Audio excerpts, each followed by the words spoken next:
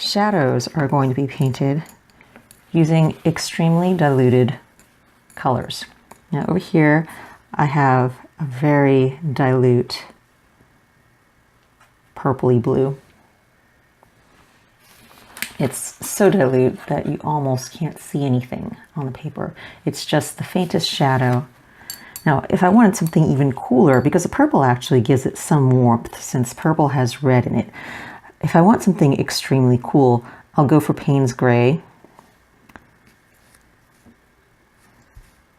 I'll use again, as I said, extremely diluted. You can see it's almost all entirely water. I use Payne's Gray straight out of the tube, and that gives me a very kind of bluish neutral tone, or even more neutral than that would be neutral tint itself, which is another watercolor pigment. I'm painting that a little bit darker now so that you can see it better.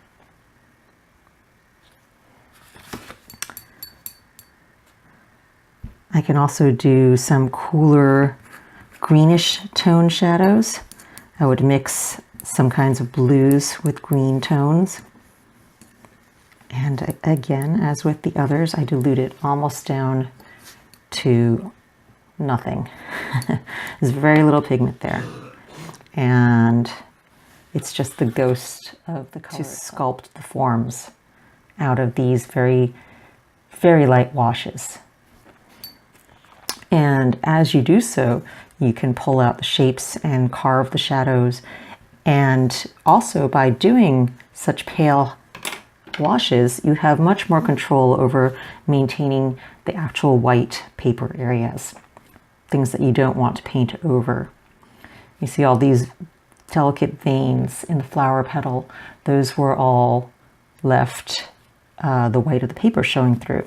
We were not actually drawn over with any opaque white or any masking fluid or anything of that sort. It was simply avoidance of painting in those areas.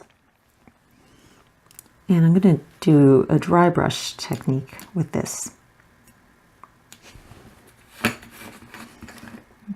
which is very hard when your pigment is very liquid and fluid and mostly water. But get just a little bit of the color on your brush tip and keeping it mostly dry, you very, very carefully start to feather in some slightly darker shadows and more detailed textured shadows as well.